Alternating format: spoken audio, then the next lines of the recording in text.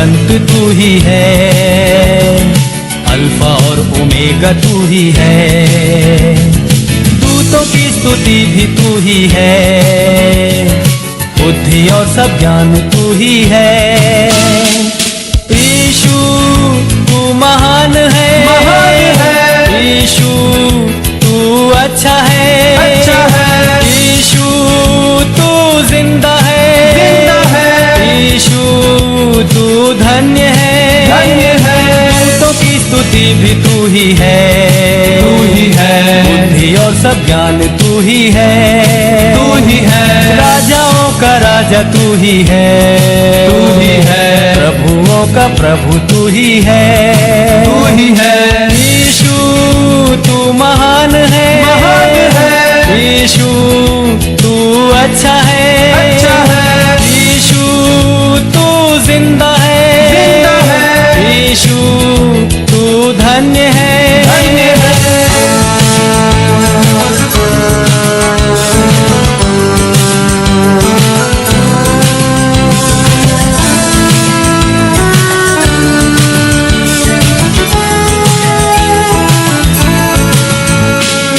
जीवन भरा पाप से मेरा, जग अंधेरा और अशुद्ध सारा, मेरे पापों से बचाने को मेरे लिए जीवन दिया है। यीशु तू महान है, यीशु तू अच्छा है, यीशु तू जिंदा है, यीशु तू धन्य है, दूतों की स्तुति भी तू ही है, बुद्धि और सब ज्ञान तू ही है, राजाओं का राजा तू ही है, प्रभुओं का प्रभु तू ही है, यीशु तू महान है, यीशु तू अच्छा है, यीशु तू जिंदा है, यीशु तू धन्य है।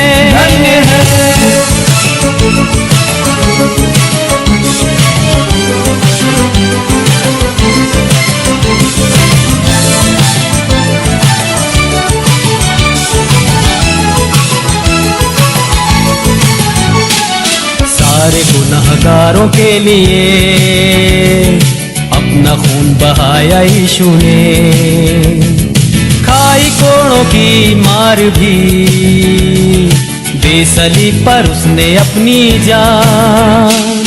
यीशु तू महान है, यीशु तू अच्छा है, यीशु तू जिंदा है, यीशु तू धन्य है, दूतों की स्तुति भी तू ही है, बुद्धि और सब ज्ञान तू ही है, राजाओं का राजा तू ही है, प्रभुओं का प्रभु तू ही है, यीशु तू महान है, यीशु तू अच्छा है, यीशु तू जिंदा है, यीशु तू धन्य है।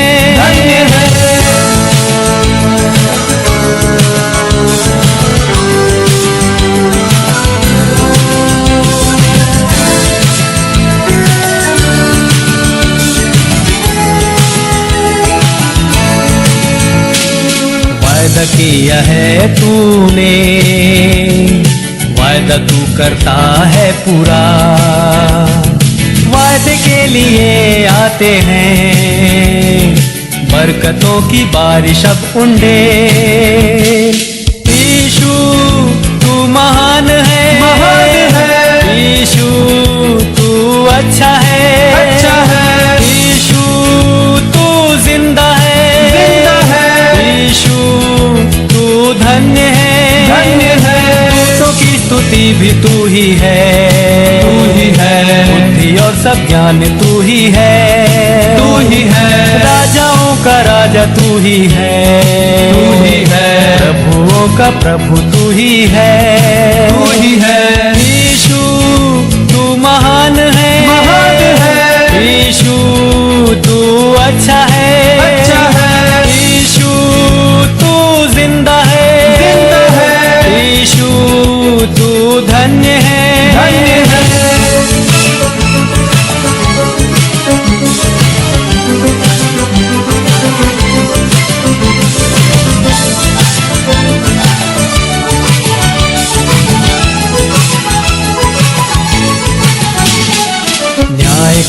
में आने वाला है न्याय के साथ राज करने को। धर्मियों को लेकर न्याय से सिंहासन पर राज करेगा।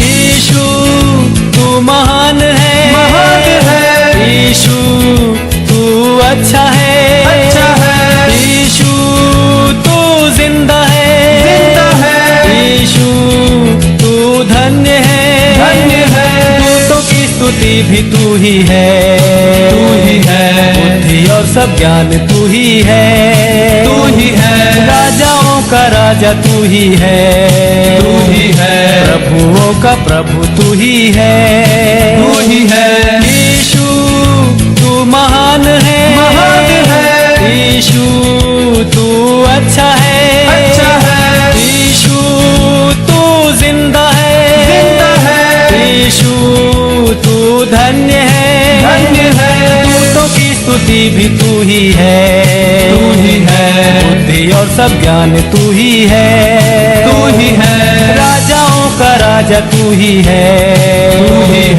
प्रभुओं का प्रभु तू ही है, यीशु तू महान है, यीशु तू अच्छा है, यीशु तू जिंदा है, यीशु तू धन्य है, यीशु तू महान है, यीशु तू अच्छा है, यीशु तू जिंदा है, यीशु तू धन्य है, यीशु तू महान है, यीशु तू अच्छा है, यीशु तू जिंदा है, यीशु तू धन्य है।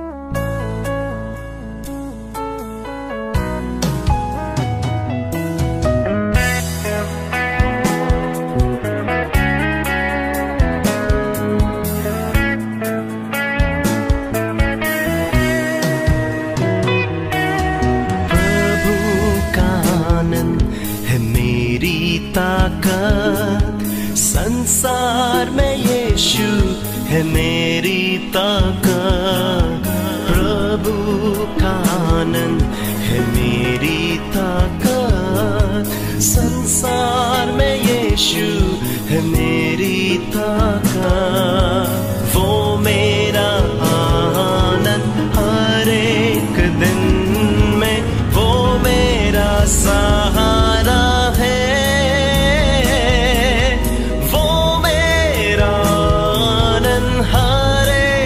दिन में वो मेरा सहारा है।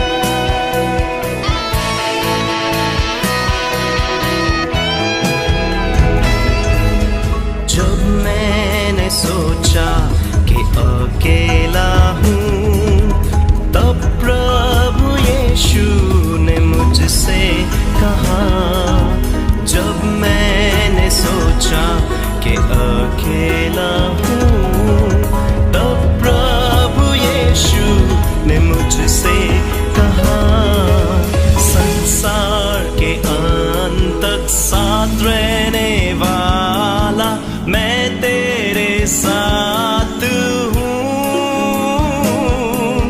संसार के अंत तक साथ रहने वाला मैं तेरे साथ हूँ।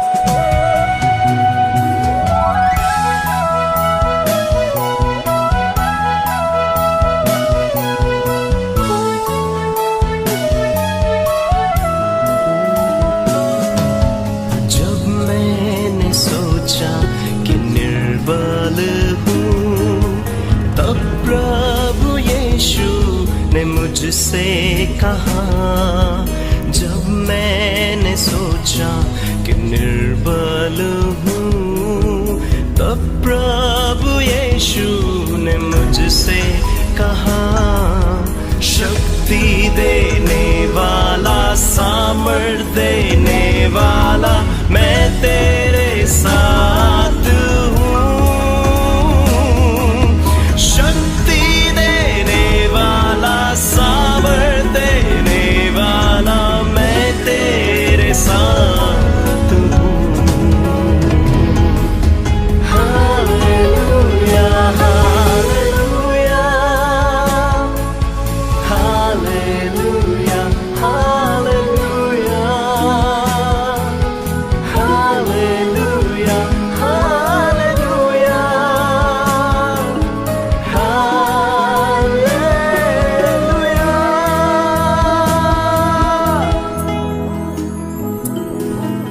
जब मैंने सोचा कि असंभव है, तब प्रभु यीशु ने मुझसे कहा, जब मैंने सोचा कि असंभव है, तब प्रभु यीशु ने मुझसे कहा, असंभव को संभव करने वाला यीशु, मैं तेरे साथ हूँ। असंभव को संभव करने वाला यीशु, मैं तेरे साथ हूँ।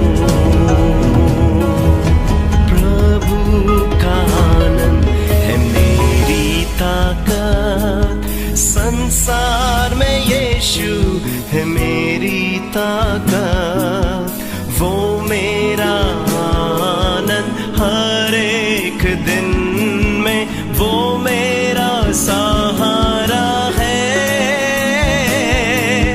वो मेरा आनंद हर एक दिन में, वो मेरा सहारा है।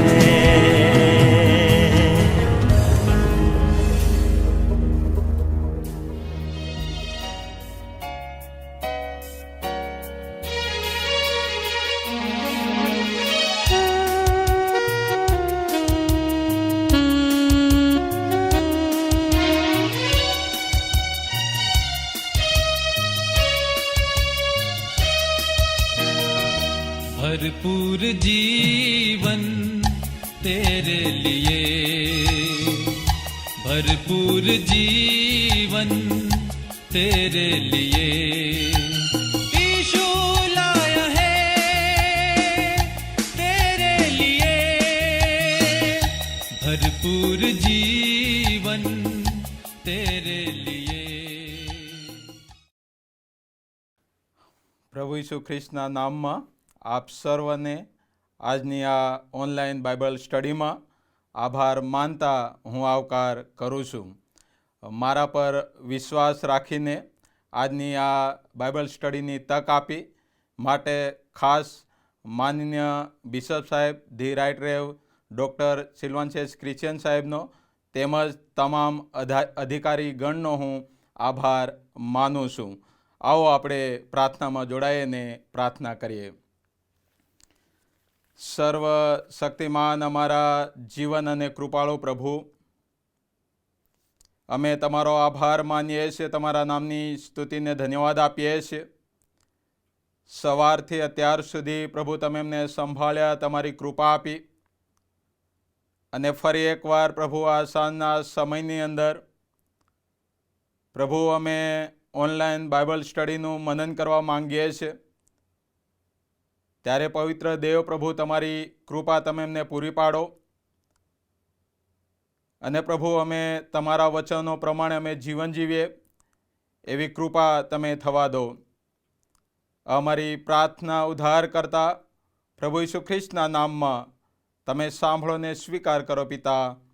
આમેન. આવો આપણે પ્રભુના જીવન પવિત્ર વચનો વાંચીએ તથા સાંભળીએ. નવા કરારમાં ફિલિપીઓ અને પાઉલ પ્રેરિતનો પત્ર, તેનો 2 અધ્યાય અને 12-18 વચનો વાંચીએ તથા સાંભળીએ. પ્રભુનું વચન આ પ્રમાણે લખવામાં આવ્યું છે. તેથી મારા વાલાઓ, જેમ તમે હંમેશા આધીન રહેતા હતા તેમ કેવળ મારી હાજરીમાં જ નહીં પણ હવે વિશેષે કરીને મારી ગેરહાજરીમાં ભય તથા કંપારી સહિત તમારું તારણ સાધી લેવાને યત્ન કરો. કેમ કે જે પોતાની પ્રસન્નતા પ્રમાણે તમારામાં ઈચ્છવાની તથા કરવાની પ્રેરણા કરે છે તે તો દેવ છે. બડબડાટ તથા તકરાર વગર બધું કરો કે જેથી કુટિલ તથા આડી પ્રજામાં તમે નિર્દોષ તથા સાલસ દેવના નિષ્કલંક છોકરા જીવનનું વચન પ્રગટ કરીને જ્યોતિઓ જેવા જગતમાં દેખાવશો એવા થાવ, જેથી ખ્રિસ્તના દિવસમાં મને એવું અભિમાન કરવાનું કારણ મળે કે હું વૃથા દોડ્યો નથી અને મેં વૃથા શ્રમ કર્યો નથી. પણ જો હું તમારા વિશ્વાસના અર્પણ તથા સેવા પર પેયાર્પણ તરીકે રેડાવશું તો હું આનંદ પામું છું ને તમ સર્વની સાથે પણ હરખાવશું. એમ જ તમે પણ આનંદ પામો અને મારી સાથે હરખાવ. પ્રભુ તેના વાંચેલા વચનને આશીર્વાદિત કરો. આમેન.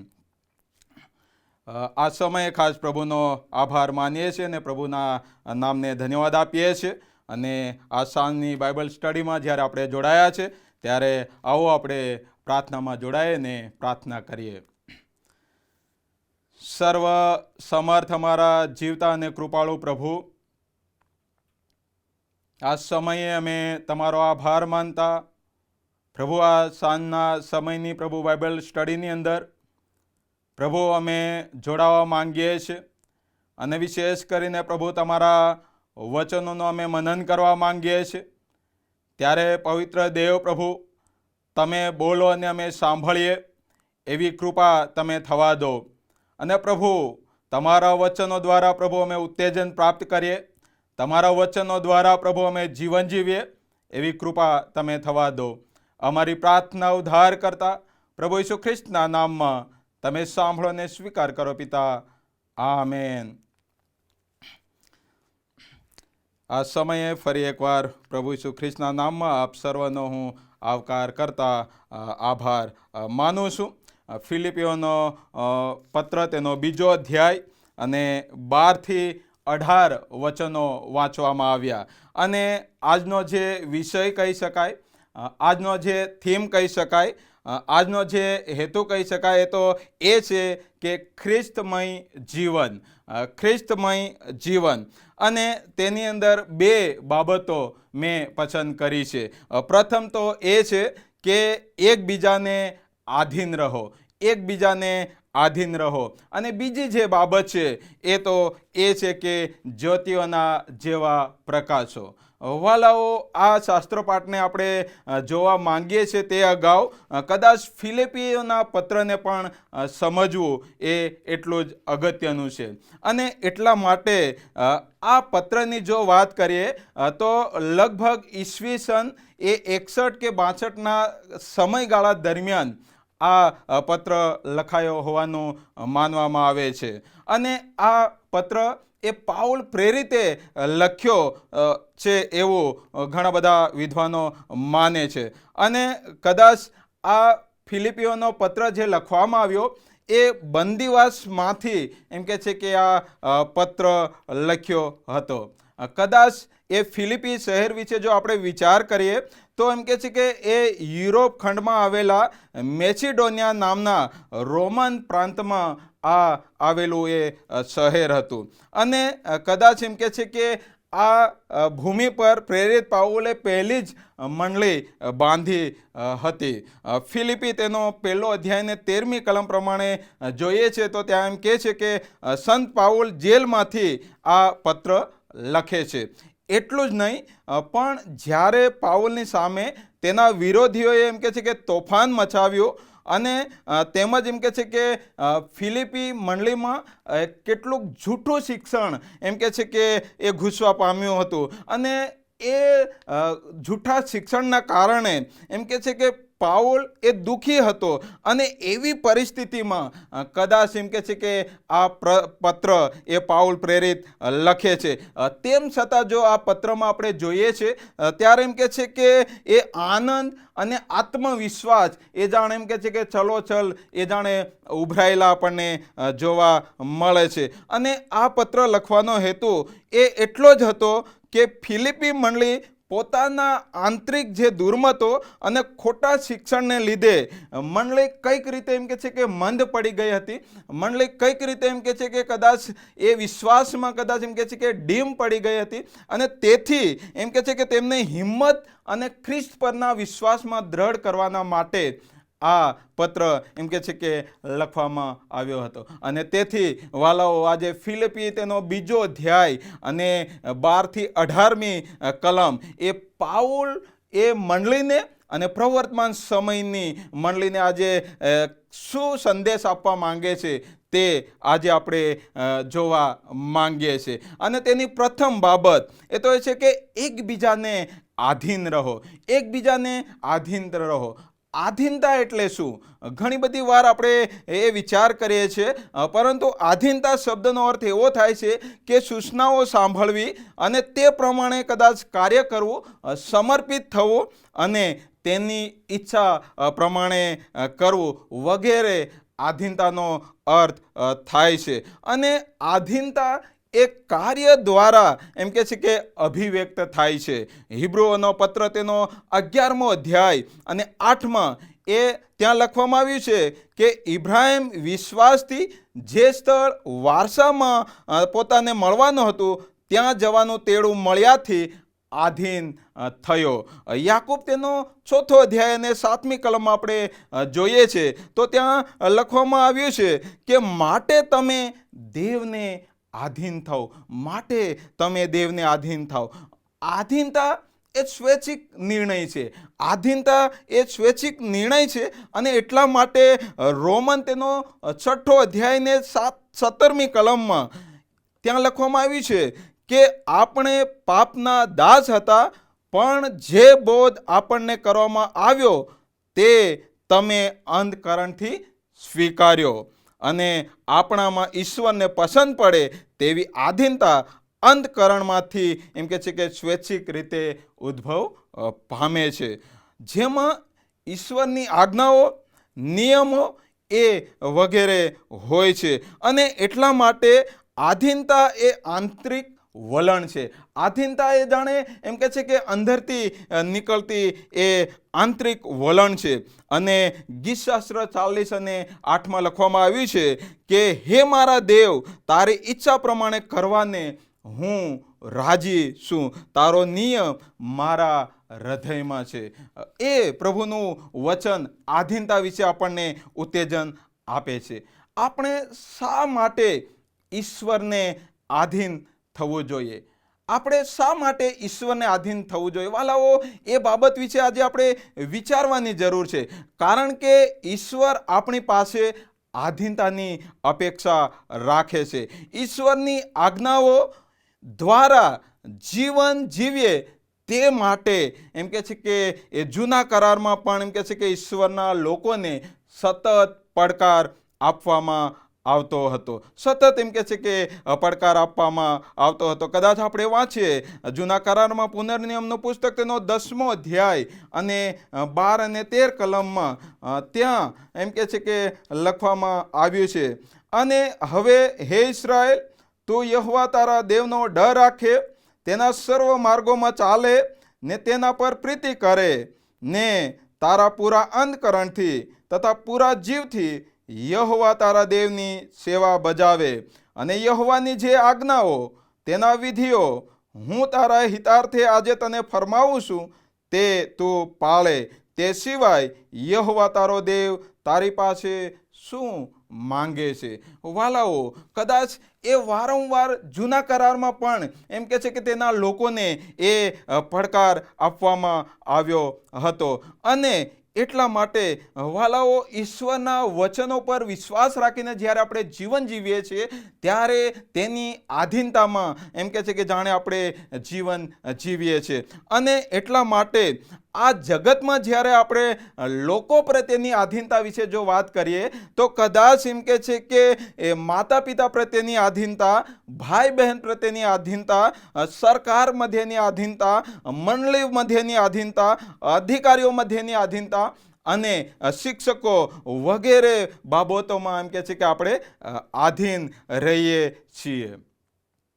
પરંતુ જ્યારે ઈશ્વરને આધીન રહેવાની વાત આવે છે, જ્યારે ઈશ્વરને આધીન રહેવાની વાત આવે છે ત્યારે આપણા જીવનમાં એક સારા વિશ્વાસુ તરીકે જીવન જીવવાની જરૂર છે. અને જ્યારે સારા વ્યક્તિ તરીકે આપણે જીવન જીવીએ છીએ ત્યારે આપણા જીવનમાં પ્રભુ પ્રત્યેનો વિશ્વાસ, બાઇબલ વાંચન, મનન, પ્રાર્થના, દૈનિક કાર્ય, મંડળીની અંદર સહભાગિતા, મંડળીની અંદર કાર્ય, એ બધી જ બાબતોની અંદર એમ કે છે કે આપણે આધીન રહેવાની જરૂર છે. અને જ્યારે આપણે આધીન રહીએ છીએ ત્યારે ઓટોમેટિક જાણે એમ કે છે કે આપણે પ્રભુના વિશ્વાસમાં એ દ્રઢ એમ કે છે કે બનતા જઈએ છીએ. અને તેથી તમારી સમક્ષ એક હું ઉદાહરણ રજૂ કરવા માંગુ છું.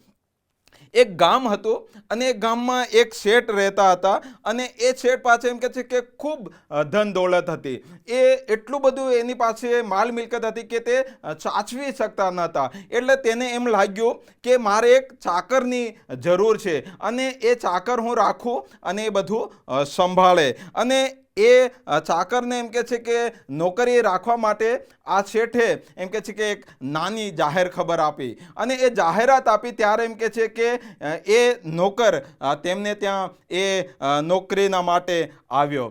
અને એ શેઠની નજરની અંદર એ સારા સારા કામો કરતો, એ બધું જ વ્યવસ્થિત કરતો, એ વિશ્વાસુપણે એમ કે છે કે બધા કાર્યોની અંદર જોડાતો. અને એક દિવસ એવો આવ્યો કે અચાનક આ શેઠને એ બીજા ગામ જવાનો એ સમય આવ્યો અને એ એક મહિના પૂરતા એમ કે છે કે એ ગામની અંદર ગયા. અને આ શેઠ એ પોતાના ચાકરને બધી જ જવાબદારીઓ સોંપીને એ ગયા. અને એક મહિના પછી એમ કે છે કે એ શેઠ આવ્યા ત્યારે આ ચાકરનું વર્તન, તેનું જીવન એમ કે છે કે એ બદલાઈ ગયું હતું. તે ચોરી કરવા લાગ્યો હતો, તે અવિશ્વાસુપણે વર્તવા લાગ્યો હતો, તેના જીવનમાં એમ કે છે કે લાલચ અને પાપ પ્રવેશી ગયું હતું. અને તેથી એમ કે છે કે આ શેઠ એ ચાકરને જોઈને બહુ દુઃખી થયો અને એમ કે છે કે એ શેઠે આ ચાકરને એમ કે છે કે કાઢી મૂક્યો. એ શેઠની આજ્ઞાઓનું ઉલ્લંઘન કર્યું અને એમ કે છે કે તેને ત્યાંથી એમ કે છે કે કાઢી મૂક્યો. વાલાઓ, આપણે પણ શું ઈશ્વરને આધીન છીએ? શું ઈશ્વરની આધીનતામાં આપણે જીવન જીવીએ છીએ? આપણું વર્તન કેવું છે? આજે આપણે વિચાર કરવાની જરૂર છે. શું મારું વર્તન કેવું છે? આપણું વર્તન કેવું છે? અને વાલાઓ, જો આપણે એકબીજાને આધીન રહેતા નથી, આપણી મંડળીને આધીન રહેતા નથી, ઈશ્વરને આધીન રહેતા નથી, આપણા અધિકારીઓને આધીન રહેતા નથી, આપણી ઉપર કોઈ કક્ષાની જે વ્યક્તિ છે જેના અંડરમાં આપણે કાર્ય કરી રહ્યા છે, એ જોબના સ્થળે હોય, એ નોકરીના સ્થળે હોય, એ સેવાના સ્થળે હોય, એ ગમે તે પરિસ્થિતિમાં હોય, શું આપણે એકબીજાને આધીન છીએ? શું આપણે ઈશ્વરને આધીન છીએ કે નહીં? આજે આપણે તપાસ કરવાની જરૂર છે અને પોતે વિચારવાની જરૂર છે કે શું હું ઈશ્વરને આધીન છું? કલમ 12 પ્રમાણે આપણે જોઈએ છે તો ત્યાં લખવામાં આવ્યું છે કે તેથી મારા વાલાઓ, જેમ તમે હંમેશા આધીન રહેતા હતા તેમ કેવળ મારી હાજરીમાં જ નહીં પણ હવે વિશેષ કરીને મારી ગેરહાજરીમાં પણ તમે આધીન રહો. અને એટલે વાલાઓ, જો આપણે એ આધીન જીવન નથી જીવતા, એ ઈશ્વરને સમક્ષ આપણે જીવન જીવતા નથી, તો કદાચ તમારા ને મારા જીવનમાં એ વિશ્વાસની એ કમી મહેસૂસ થાય છે. અને એટલા માટે વાલાઓ પાઉલ કહે છે કે આ મંડળીના લોકોની આધીનતા અને વર્તણૂકથી એમ કહે છે કે ફિલિપી 1 અધ્યાય અને 4 કલમમાં લખ્યું છે કે પાઉલ ખૂબ આનંદ પામે છે અને તે સર્વને માટે વિનંતી તથા પ્રાર્થનાઓમાં તેમનું સ્મરણ કરે છે. અને ત્યારબાદ આપણે જોઈએ છે, જેમ આપણે આગળ જોઈ ગયા તેમ, કે આધીન રહેવું એટલે સમર્પિત થવું અથવા તેની ઈચ્છા પૂરી કરવી. દાખલા તરીકે આપણે જોઈએ છે તો શિષ્ય પોતાના ગુરુને આધીન રહે છે, વિદ્યાર્થી પોતાના શિક્ષકને આધીન રહે છે, તેમ આપણે ખ્રિસ્તને આધીન રહેવાની જરૂર છે. તેમ આપણે ખ્રિસ્તને આધીન રહેવાની જરૂર છે. અને ખ્રિસ્ત આપણને આજ્ઞાપણાનો એમ કે છે કે નમૂનો પૂરો પાડે છે. ફિલિપી 2 અધ્યાયને 8માં પ્રભુ ઈસુ ખ્રિસ્ત એ નમૂનો પૂરો પાડે છે. અને ત્યાં લખ્યું છે કે ઈસુ ખ્રિસ્ત માણસના સ્વરૂપમાં પ્રગટ થઈને વધસ્તંભના મરણને આધીન થયા. અને અહીં પાઉલ એ ફિલિપીઓને એ આજ્ઞાંકિત બનવાની એ શિખામણ આપે છે, આજ્ઞાંકિત બનવાના માટે શિક્ષણ આપે છે, કારણ કે તેઓમાં બડબડાટ અને તકરાર એ જોવા મળતી હતી. અને એટલા માટે 14મી કલમમાં લખવામાં આવ્યું છે, બડબડાટ તથા તકરાર વગર તમે બધું કરો. અને એ તેઓના જીવનમાં એકબીજા પ્રત્યેની જે આધીનતા હતી એ લુપ્ત થઈ ગઈ હતી. એકબીજા પ્રત્યેનું જે માન હતું એ ઘટી ગયું હતું. અને તેથી એ પાઉલ તેઓને એકબીજા પ્રત્યે આધીન રહેવાનું કહે છે. અને સાથે સાથે એમ કહે છે કે તમે ખ્રિસ્તને પણ આધીન રહો. અને પાઉલ તેઓને જણાવે છે કે ભય અને કંપારી સહિત તારણ સાધી લેવાને યત્ન કરો. એટલે એનો અર્થ એવો થાય કે આપણે ખ્રિસ્તને આધીન રહીને ઈશ્વરની ઈચ્છાને એમ કે છે કે પૂરી કરવાની છે, ઈશ્વરની ઈચ્છાને પૂરી કરવાની છે. સાથે આપણે ખ્રિસ્તના નમૂના પ્રમાણે એમ કે છે કે જીવન જીવવાની જરૂર છે. અને આપણા જીવનો એ વધારે ને વધારે એ ખ્રિસ્તની આધીનતામાં પવિત્ર થાય માટે આપણે પ્રયત્ન કરવાની જરૂર છે. વાલાઓ, માથીની લખેલી સુવાર્તા તેનો 5મો અધ્યાય અને 48માં ઈસુએ કહ્યું છે કે એ માટે જેવો તમારો આકાશમાંનો બાપ સંપૂર્ણ છે તેવા સંપૂર્ણ તમે થાઓ. એટલે કે આપણે એકદમ સંપૂર્ણ એ થઈ જતા નથી, પરંતુ તેની પ્રક્રિયામાં ચાલતા રહેતા, વિશ્વાસમાં જીવન જીવતા એમ કે છે કે આપણે એ સંપૂર્ણ તરફ આગળ વધીએ છીએ. અને જ્યારે ઈશ્વરનું કહેવું માનીએ છીએ, ઈશ્વરની આજ્ઞાઓનું આપણે પાલન કરીએ છીએ, ઈશ્વરની આજ્ઞાઓ પ્રમાણે આપણે જીવન જીવીએ છીએ, આપણે વિશ્વાસથી આગળ વધીએ છીએ, ત્યારે એમ કે છે કે પ્રભુ તમને ને મને એ કૃપા આપે છે. અને બીજી જે બાબત છે એ તો એ છે કે જ્યોતિઓના જેવા પ્રકાશો. કલમ 15 પ્રમાણે ત્યાં લખવામાં આવ્યું છે કે જેથી કુટિલ તથા આડી પ્રજામાં તમે નિર્દોષ તથા સાલસ દેવના નિષ્કલંક છોકરા જીવનનું વચન પ્રગટ કરીને જ્યોતિઓ જેવા જગતમાં દેખાવશો એવા થાવ.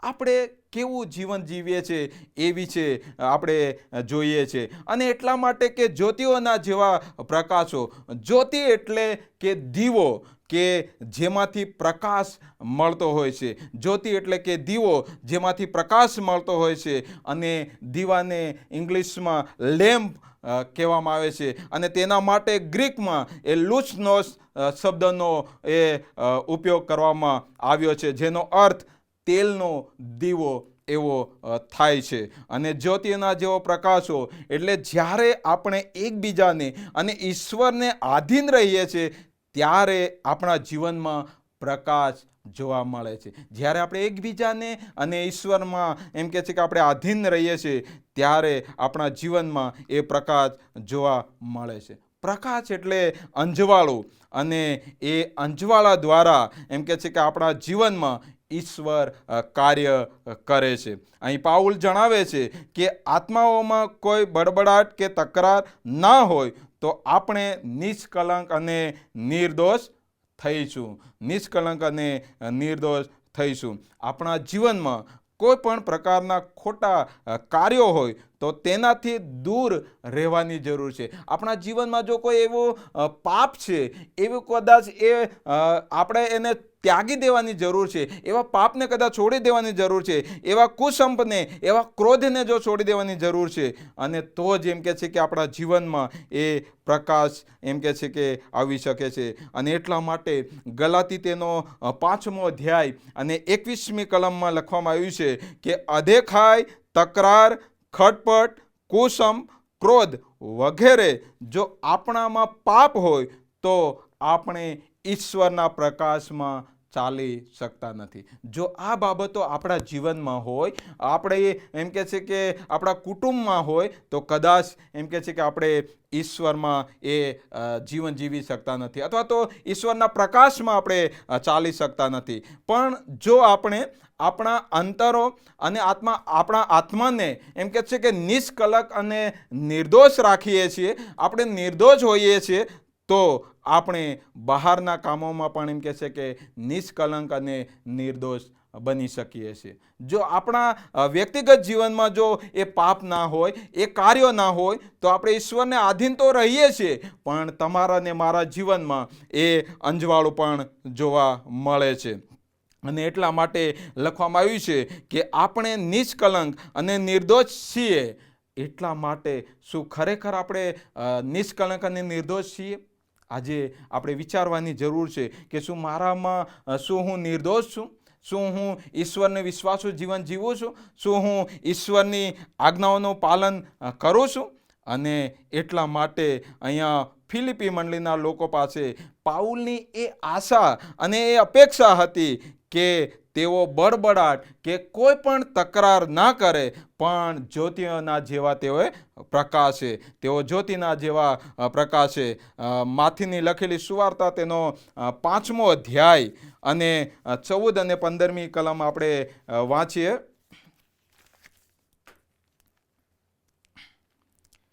માથીની લખેલી સુવાર્તા તેનો 5મો અધ્યાય ને 14 અને 15મી કલમ. તમે જગતનું અંજવાળું છો. પહાડ પર વચાવેલું નગર સંતાઈ રહી શકતું નથી, અને દીવો કરીને તેને માપ તળે નહીં પણ દીવી પર મૂકવામાં આવે છે, ત્યારે ઘરમાંના બધાને તે અંજવાળું આપે છે. તે બધાને અંજવાળું આપે છે. અને એટલા માટે પ્રકાશ એટલે શું? વાલાઓ, પ્રકાશ એટલે કે ન્યાયપણું, સત્ય અને જ્ઞાનનું એ ચિહ્ન છે. પ્રકાશ એ તો ન્યાયપણું અને સત્ય અને જ્ઞાનનું ચિહ્ન છે, જે જીવનનું એ ચિહ્ન છે, કે જે અંધકારને દૂર કરીને એ સત્યને પ્રગટ કરવાનું અને ખોટા કાર્યોને ઉઘાડા કરવાનું અને લોકોને પ્રકાશમાં લાવવાનું એ કામ કરે છે. અને તેથી વાલાઓ, પ્રકાશમાં ચાલવું એટલે શું? પ્રકાશમાં ચાલવું એટલે શું? પ્રકાશમાં ચાલવું એટલે કે દેવના વચનને એક કેન્દ્ર સ્થાને રાખીને જ્યારે આપણે જીવન જીવીએ છીએ, ત્યારે એમ કે છે કે એ પ્રકાશમાં આપણે ચાલી શકીએ છીએ. અને તેની આજ્ઞાઓ પાળીને એમ કે છે કે તેના વચનો પ્રમાણે જીવન જીવીને આપણા જીવન દ્વારા એ પ્રગટ કરીને આપણે પ્રકાશમાં ચાલવાની જરૂર છે. અને સર્વ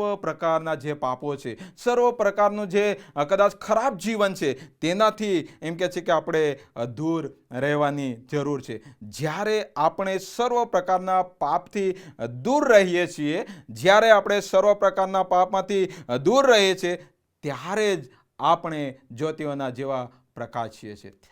ત્યારે જ આપણે જ્યોતિઓના જેવા એમ કે છે કે પ્રકાશરૂપ એમ કે છે કે આપણે બનીએ છીએ.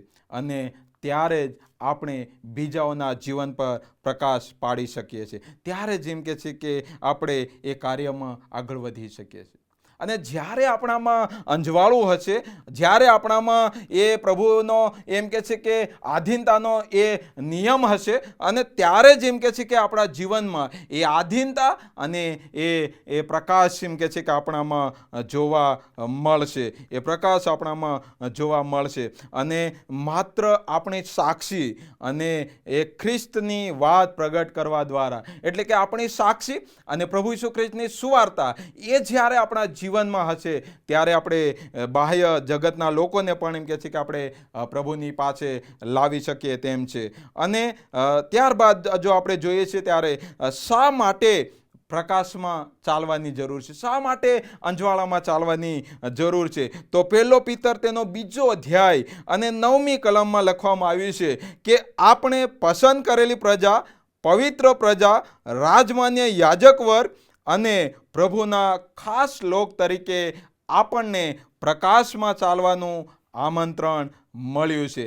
અને તેથી પાઉલ એ 15મી કલમમાં જણાવે છે કે કુટિલ તથા આડી પ્રજામાં તમે નિર્દોષ તથા સાલસ તથા દેવના નિષ્કલંક છોકરા જેવા બનીને જ્યોતિઓના જેવા પ્રકાશો, જ્યોતિઓના જેવા પ્રકાશો. અને એટલા માટે પાઉલ એ ફિલિપી મંડળીના લોકોને ઉત્તેજન આપે છે કે તમે બીજા લોકોની સમક્ષ એમ કે છે કે એ પ્રકાશરૂપ જીવન જીવો. તમારામાં બળબડાટ ના હોવી જોઈએ, તમારામાં કજિયા ના હોવા જોઈએ, અને તમે નિષ્કલંક અને નિર્દોષ જેવા એમ કે છે કે તમે એ જીવન જીવો.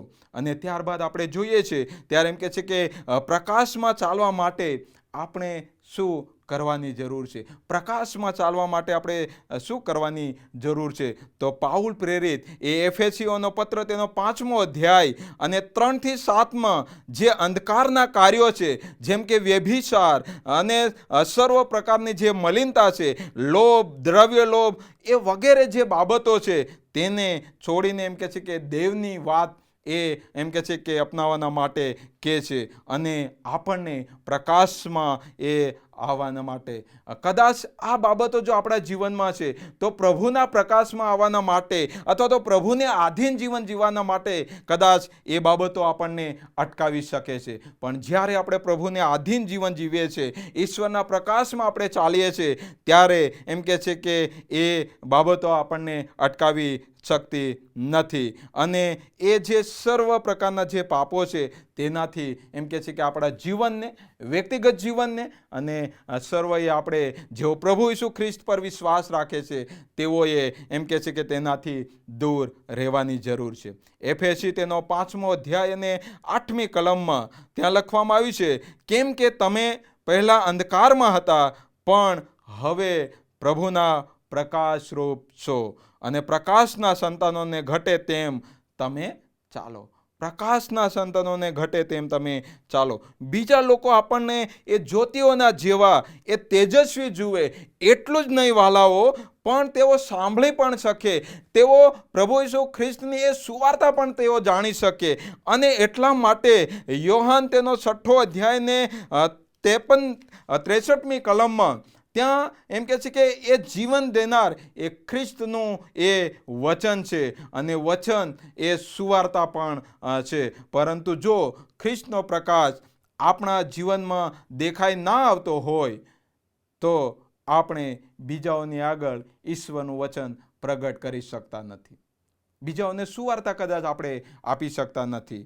અને એટલા માટે પાઉલ ફિલિપી મંડળીને એ ઉત્તેજન આપે છે કે જો તમારામાં કોઈ જાતનો તકરાર કે કોઈ જાતની અદેખાઈ હોય ના હોય, પરંતુ એકબીજાને આધીન રહો, અને એમ કરવાથી તમે જ્યોતિઓના જેવા પ્રકાશરૂપ થશો. અને તેથી વાલાઓ, ફરી એકવાર હું તમારી સમક્ષ એક સત્ય બનેલી ઘટના એ હું રજૂ કરવા માંગુ છું. ફરી એકવાર હું તમારી સમક્ષ એક સત્ય બનેલી ઘટના એ હું રજૂ કરવા માંગુ છું. અને એ તો એ છે કે એક સ્વામી હતા અને તેમનું નામ સ્વર્ગાનંદ સ્વામી હતું.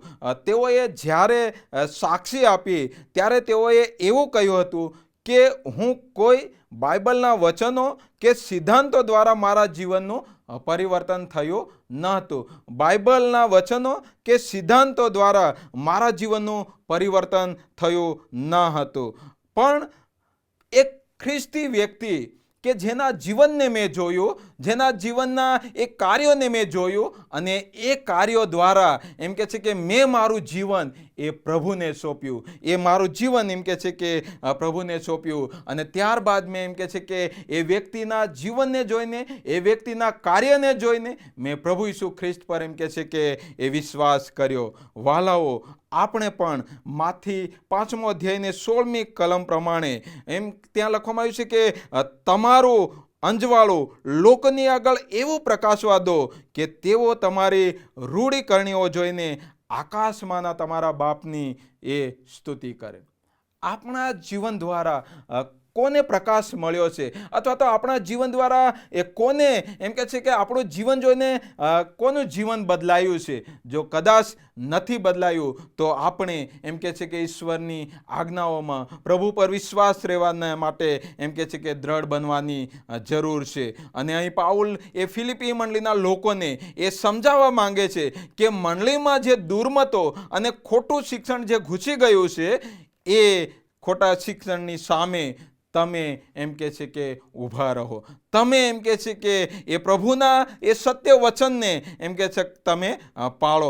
અને આમ એ પાઉલ એમ કે છે કે તેના પત્રમાં એ લોકોને, એ મંડળીને અને આજના પ્રવર્તમાન સમયમાં એ તમને ને મને એ જણાવે છે કે એકબીજાને આધીન રહો અને મંડળીમાં જ્યોતિઓના જેવા તમે પ્રકાશરૂપ થાવ, જ્યોતિઓના જેવા તમે પ્રકાશરૂપ થાવ. આ પત્ર એ આપણને પણ ઉત્તેજન આપે છે કે આપણે ઈશ્વરને કેવી રીતના આધીન રહેવું જોઈએ. પ્રવર્તમાન સમયમાં એવા ઘણા લોકો છે કે જેઓ અંધકારમાં છે. કદાચ જેઓની પાસે પ્રભુનું વચન હજી ગયું નથી, કદાચ જેઓ હજુ પ્રકાશ, એ ખરા અર્થમાં કયો પ્રકાશ એ તારણ આપનાર છે, એ પ્રકાશને તેઓ જોઈ શક્યા નથી. ત્યારે વાલાઓ, આજે આપણે એ પ્રભુની સુવાર્તા દ્વારા એમ કે છે કે એવા લોકોને એ પ્રકાશનું કારણ બનીએ, એ આપણે એ આગળ વધવાની જરૂર છે. અને આજે આપણે આપણા અંતઃકરણને તપાસીએ, આપણા હૃદયોની તપાસ કરીએ કે શું આપણે ઈશ્વરનું કહ્યું માન્યું છે? શું આપણે પ્રભુના કહ્યા પ્રમાણે, આજ્ઞાઓ પ્રમાણે, વચન પ્રમાણે શું આપણે જીવન જીવ્યા છીએ? શું આપણે એવી કોઈ બાબતોમાં પીછેહટ કરી છે? શું એવી કોઈ બાબતો છે જે આપણા જીવનમાં કદાચ એ સુધારવા જેવી છે? અને વાલાઓ, જો આપણે પસ્તાવા સહિત આગળ વધીએ છીએ ત્યારે એ આપણે એમ કે છે કે પ્રભુના એ વિશ્વાસમાં ને આધીનતામાં પ્રકાશરૂપ જીવન જીવી શકીએ છીએ. આજે હું તમારી સમક્ષ 2 પ્રશ્નો રજૂ કરીને પૂર્ણ કરવા માંગુ છું. શું આપણે એકબીજાને અને ઈશ્વરને આધીન છીએ? શું આપણે એકબીજાને અને ઈશ્વરને આધીન છીએ? શું આપણે આપણા જીવનો દ્વારા જ્યોતિઓના જેવા પ્રકાશરૂપ બન્યા છીએ? જો નથી બન્યા તો આજે આપણે વિચાર કરવાની જરૂર છે. જો આપણે તે પ્રમાણે જીવન જીવ્યા નથી તો આપણે એ નિર્ણય લેવાની જરૂર છે કે ઈશ્વરના વચન પ્રમાણે પ્રભુ આપણને મદદ અને સહાય કરે. આ વચનો સમજવાના માટે પ્રભુ કૃપા આપે. આવો આપણે પ્રાર્થનામાં નમીએ અને પ્રાર્થનામાં જોડાઈને પ્રાર્થના કરીએ. સર્વ સમર્થ અમારા જીવન અને કૃપાળુ પ્રભુ, તમારા નામની સ્તુતિને ધન્યવાદ આપીએ છીએ. પ્રભુ, તમારું ઉત્તમ અને પવિત્ર વચન અમને સમજવાના માટે પ્રભુ તમે અમને કૃપા આપી છે. ત્યારે પ્રભુ અમે પ્રાર્થના કરીએ છીએ, ખરેખર પ્રભુ અમે તમને પસંદ પડે એવું જીવન જીવીએ, તમને આધીન જીવન જીવીએ એવી કૃપા તમે થવા દો. અને વિશેષ પ્રભુ અમારા જીવનોને અમે તમારી પાસે લાવીએ છીએ, ત્યારે પ્રભુ તમે અમને કૃપા પૂરી પાડો. અમારી પ્રાર્થના તારનાર પ્રભુ ઈસુ ખ્રિસ્તના નામમાં તમે સાંભળો ને સ્વીકાર કરો પિતા. આમેન. ઓ આકાશમાં અમારા બાપ, તમારું નામ પવિત્ર મનાવો, તમારું રાજ્ય આવો, જેમ આકાશમાં તેમ પૃથ્વી પર તમારી ઈચ્છા પૂર્ણ થાવ. દિવસની અમારી રોટલી આજ અમને આપો, જેમ અમે અમારા ઋણોને માફ કર્યા છે તેમ તમે અમારો ઋણો અમને માફ કરો, અને અમને પરીક્ષણમાં ન લાવો પણ બુરાઈથી અમારો છૂટકો કરો. કેમ કે રાજ્ય તથા પરાક્રમ તથા મહિમા સર્વકાળ સુધી તમારા હશે. આમેન. આપણા પ્રભુ ઈસુ ખ્રિસ્તની કૃપા તથા ઈશ્વર પિતાની પ્રીતિ તથા પવિત્ર આત્માની સંગત આપણ સર્વની સાથે હો. आमेन.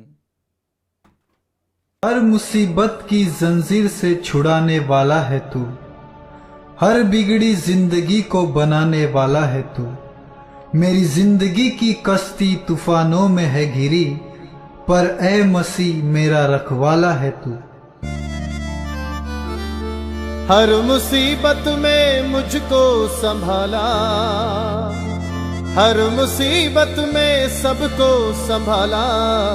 वो रखवाला यीशु है रखवाला.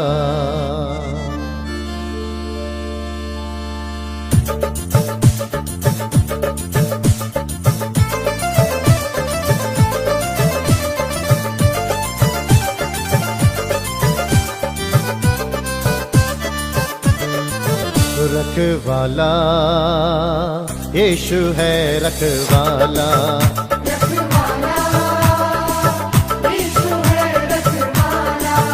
रखवाला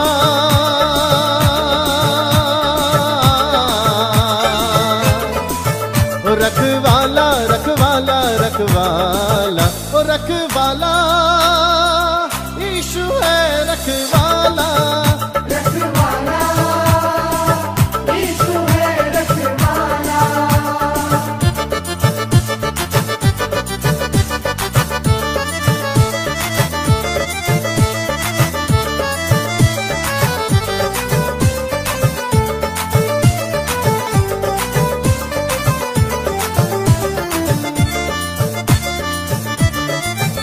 हर मुसीबत में वो काम आया मुझे,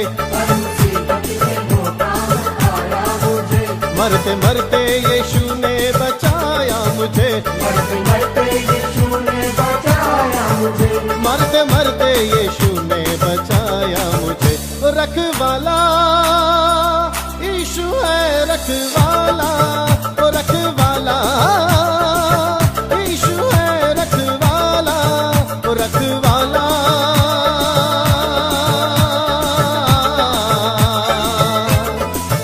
रखवाला रखवाला रखवाला रखवाला यीशु है रखवाला.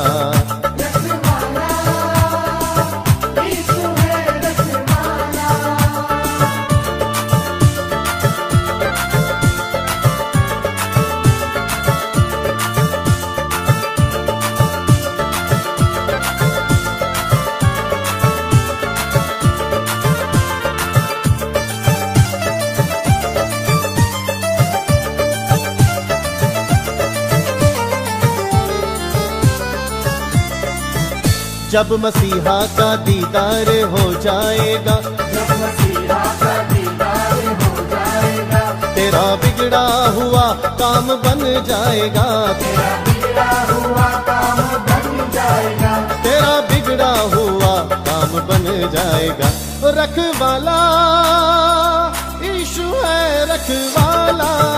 रखवाला यीशु है रखवाला. रखवाला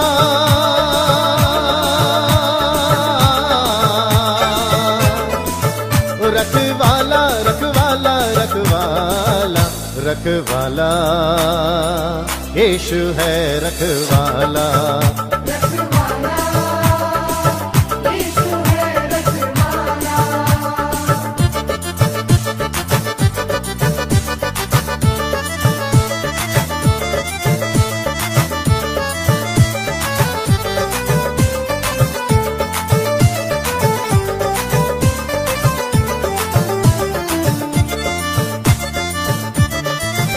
वो धरती का राजा वो सरकार है, निराला मसीहा का दरबार है. निराला मसीहा का दरबार है. रखवाला यीशु है रखवाला. रखवाला यीशु है रखवाला. रखवाला